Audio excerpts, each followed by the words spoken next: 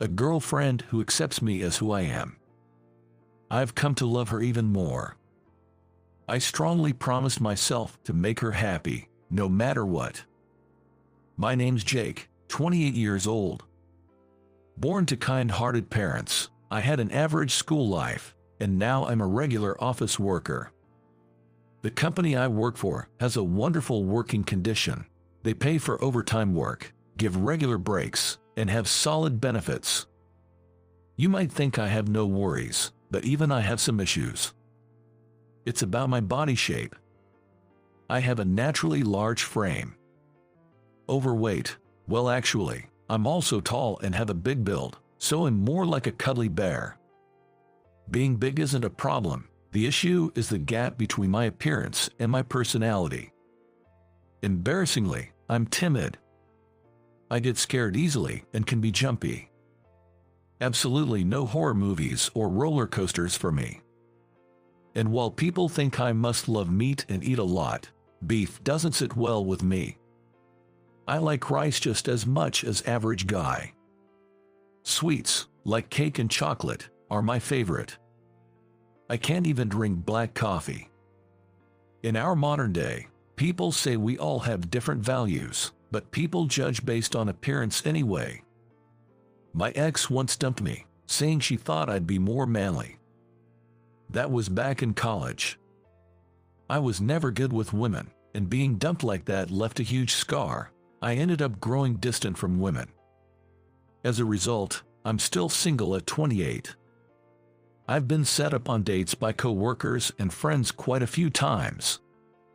But conversations never really took off, and nothing progressed. I hadn't found a woman I truly felt connected with since college, so I thought I was okay with that. But now, there's a woman I've been interested in. At my workplace, I was assigned to a newly established department 6 months ago. The department, made up of relatively younger folks within the company, was still small and had yet to make any achievements. But everyone is full of enthusiasm to make results and expand this new department, and I feel very fulfilled doing my part. The woman I have a crush on is Jessica, who became the boss in this new department. Despite being 34, she was given a significant role in this new setup, a real successful career-driven woman. Not only is she competent at her job, but she's also gorgeous, with an outstanding figure. She's even been featured in the company newsletter, making her a bit of a celebrity around the office. But what makes her truly wonderful isn't her looks or skills, but her social and friendly personality. In a department dominated by men, Jessica always communicates proactively, which is improving the office teamwork. For some reason, she seems to pay special attention to me. "Jake, I've got a snack for you again today. Here you go." She always gives me snacks. I often get invited to lunch too. Strangely, Jessica seems to only invite me to lunch. "Hey, are you, by any chance, dating Jessica?" I've been asked this by my colleagues more times than I can count. Once, I asked her, "Why do you always invite me for lunch?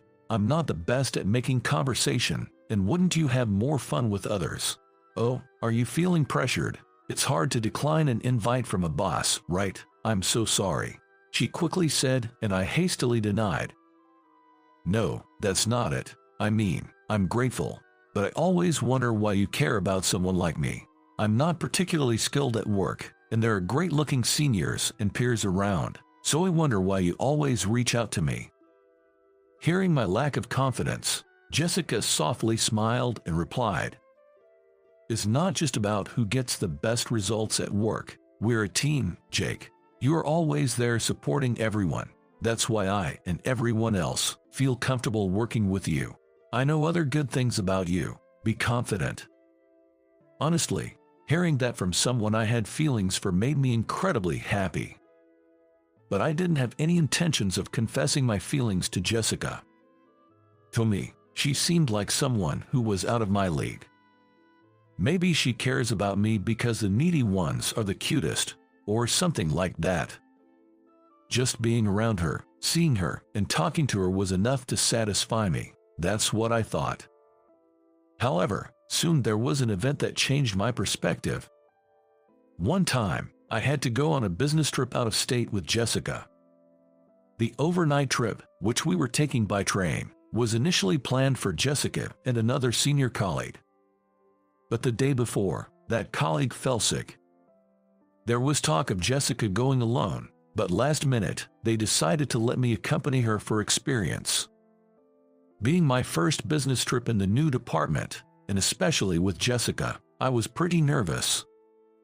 Perhaps noticing my anxiety, Jessica tried to ease my tension by striking up a conversation on the train, and even gave me some time to relax when I looked tired. I was reminded again how considerate and kind she is. That day, I planned to stay in a hotel, while Jessica was planning to stay at her parents' house. Turns out the business location was near Jessica's hometown, so she had taken off from work the next day. By the way, anticipating the fatigue from the trip, I had also been granted leave for the following day. So, our plan was to head back leisurely on an afternoon train. However, after finishing our work, something unexpected happened. While walking close to my hotel, Jessica suddenly sat down. Apparently, she suffers from anemia sometimes. As she sat, she looked pale and said she felt dizzy. I thought of taking her to a hospital, but after she took her meds, Jessica assured me I'll be okay soon, and insisted we didn't need to go. I'll take a taxi to my parents' house from here, Jake. You can head back to the hotel. It's okay, she said, but I was too worried to let her go alone. I got into the taxi with her, deciding to drop her off at her parents' house. I was supposed to head back right after that, or at least that was the plan. But the moment we arrived at Jessica's parents' house, everything changed. I held Jessica's bags and supported her as we stood at the front door of her family's home. When I rang the doorbell of the two-story American-style house, two younger men, who looked strikingly similar to each other, came out. Both of them shouted in unison, "Mom, Jessica brought a guy home." Before I could even react, I heard the hustle and bustle from inside, and several people, both men and women, rushed out. "Oh my, Jessica, when did you get a boyfriend? Why didn't you tell us? We're not prepared at all. Sister-in-law's boyfriend is a big guy, huh?" While I was in shock, Jessica, having a headache, whispered, "No, he's not." She tried to explain, but then three kids, Jack, Leo, and Sam, came running to the door. "Auntie, you're so late. Let's play. Come on.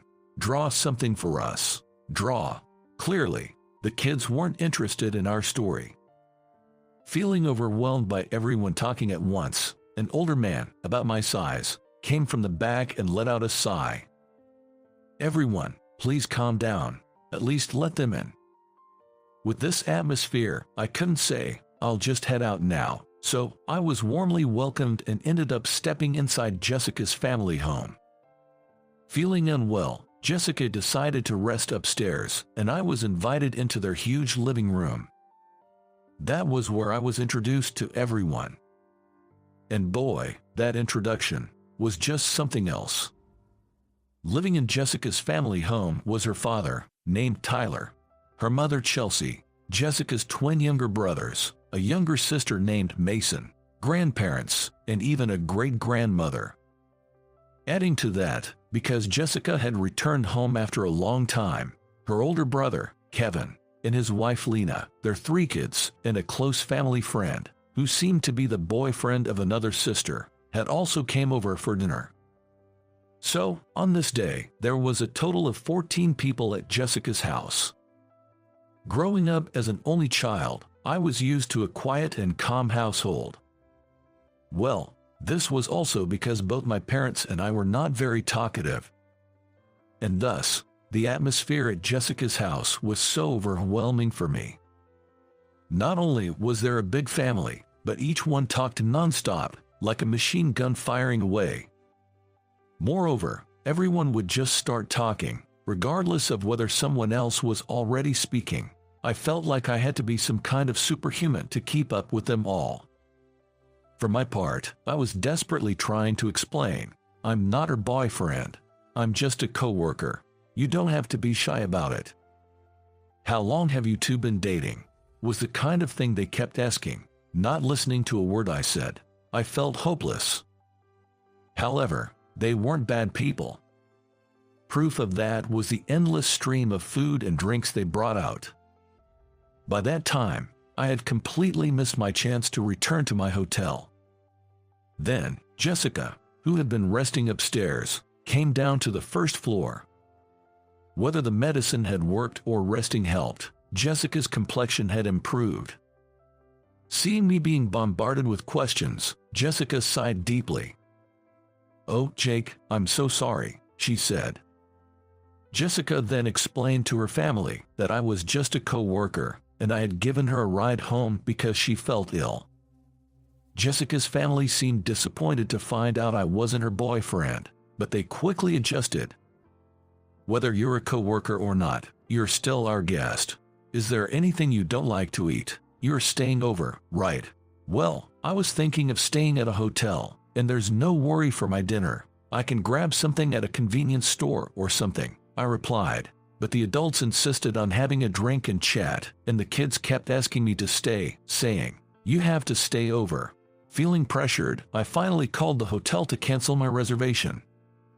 Jessica leaned over and whispered apologetically in my ear, "I'm really sorry. Are you okay with this?" Even though Jessica said that, the truth was, I was starting to enjoy this place. While having some drinks and food, I'd really warmed up to everyone. I'm not great at talking with women, but the men in this house were quite chatty and made it fun to converse. And while I might be a bit shy, I've always loved lively atmospheres. Being an only child, I've always dreamed of big families. Everyone here is pretty assertive, but they're also hilarious, and Jessica's mom makes some delicious food. Plus, Jessica's twin brothers, Brandon and Kyle, are 26, close to my age, so we got along. No, it's my first time in such a lively setting, but I'm starting to have fun. I'm the one who should apologize, staying over at my boss's family home like this. No, I'm glad you're here. My family's a bit loud, but if you're enjoying yourself, then it's worth it. I couldn't help but think that perhaps Jessica's considerate personality came from this family background. As the night went on and more drinks were poured, Brandon and Kyle brought out an old photo album of Jessica's childhood. Looking through it, I wondered how unexpected this whole situation was. Going on a business trip with my attractive boss to her hometown and ending up coming close with her family. Even though it was an unexpected event, seeing how pleased Jessica seemed with me bonding with her family made me glad that I came here. Lost in these thoughts, Tyler, who had been in the bathroom, returned. "How far have you guys gotten?" To which Brandon responded, "We just talked about when Jessica finished elementary school." A tipsy Tyler, along with Brandon and Kyle, have been telling me various stories from Jessica's childhood. "Oh right. Mind if I continue? You're not bored, are you?" To be honest, I suspected the stories from the older guys were a bit exaggerated, but they were darn entertaining. I'm all ears. I was eager to hear more. "Stop talking about embarrassing stuff, okay?" Jessica blushed. A side of her I'd never seen at the office, and it was something new. Even then, the family revolved around the stories about Jessica, and eventually, Tyler, perhaps was too tipsy, dozed off. I noticed others, including the children, had gone to bed. In the kitchen, I could see Jessica and the eldest son's wife was starting to clean up. Catching a glimpse of Jessica in an apron, an image I'd never be able to see in the office, I couldn't help but feel a surge of excitement. But as Brandon observed me, he whispered to me with a smirk on his face, "You have a crush for my sister, don't you? It's so obvious." "What? No, I mean..." While I blushed in panic, Kyle also chimed in, whispering, "Just spill the beans. Maybe Jessica feels..." Nah, maybe I shouldn't give it away. After they teased me enough, the two brothers headed to their rooms upstairs. I was left alone in the living room, pondering over Brandon and Kyle's words. I had chosen not to confess my feelings, but what if Jessica felt the same way about me? I tried to keep calm, but memories of the photographs and Jessica's life journey filled my mind. Jessica has always been deeply loved by her family. I thought, if I could be loved by someone like her, I'd be truly blessed. Encouraged by Brandon and Kyle's hints, I began to feel some courage. I felt that if I missed this moment, I might never find the nerve again. So, once the cleaning was done and Jessica returned from the kitchen, I mustered the courage and confessed my feelings. I've liked you for a long time now. I always felt you were out of my league. I thought I should just give up, but I couldn't. I want to become someone special for you. Jessica was clearly surprised by my sudden confession, and her cheeks soon turned red. Do you remember asking me why I was always caring about you? When I first saw you, I thought you were like my father, big in stature, but kind-hearted inside. However, during a business gathering, I overheard you talking about how your size was an insecurity for you. That's when I felt the urge to cheer you up. Indeed, I always felt self-conscious about my large frame and timid personality. I thought you shouldn't feel that way. You always step up for the physical works at the office, right? And you offer to help out with chores, always with a smile. Initially, I just wished you'd have more confidence, but before I knew it, I found myself caring about you more and more. I had no idea she had noticed all those little things about me. My heart was racing, and my palms were sweaty. But when I looked into Jessica's eyes, they were glistening and wavering. I wasn't the only one who was nervous. She took a deep breath and said, "It was me who has liked you from the beginning. If you're okay with it, would you date me?" Holding back my urge to jump in joy, I took her hand and replied, "Yes, yes. Thank you so much," bowing my head. But remembering how sweaty my hands were, I tried to pull away, yet Jessica held on tightly, making it impossible to let go. I still remember the happiness I felt over such a small thing. The next day, after announcing our relationship to Jessica's entire family, they seemed ready to throw a party, despite it being early morning. We managed to avoid that, but I was overjoyed by how warmly her family accepted me. After saying our goodbyes to Jessica's family, we took the same Amtrak train home. Sitting next to each other, we sneakily held hands. It felt like I was a teenager again, and also a bit embarrassing. Just holding hands made my heart race like crazy. She's truly a beautiful person, and a year into our relationship, we got married. Our wedding was lively with Jessica's family in full attendance. During the ceremony, I found myself reminiscing.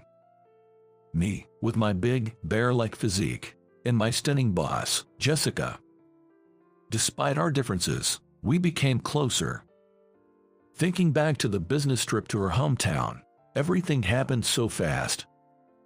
As I recalled this, a performance started by Jessica's siblings, making everyone laugh till they nearly rolled over. At the same time, realizing I was becoming a part of this wonderful family lifted my spirits. Whether it was happiness or amusement, or both, tears streamed down my face. "You're crying already," said Jessica, wiping away my tears, dressed in a beautiful white wedding gown. Jessica's beauty was so blinding that it only made me tear up more. Seeing this, even Jessica's brothers and father couldn't help but tear up themselves. "Jessica, I'm sorry for crying so much. I'm just so happy and grateful. Thank you for making me a part of such an amazing family. I know I'm emotional, but I promise I'll be a strong man. Just let me cry for today." As I sniffled, Jessica gently wiped my eyes with a handkerchief and said, "It's okay for you to be a crybaby. I'll always be here to wipe away your tears." She accepts me for who I am. I might have married an angel. That's genuinely how I felt, and it was the best day of my life.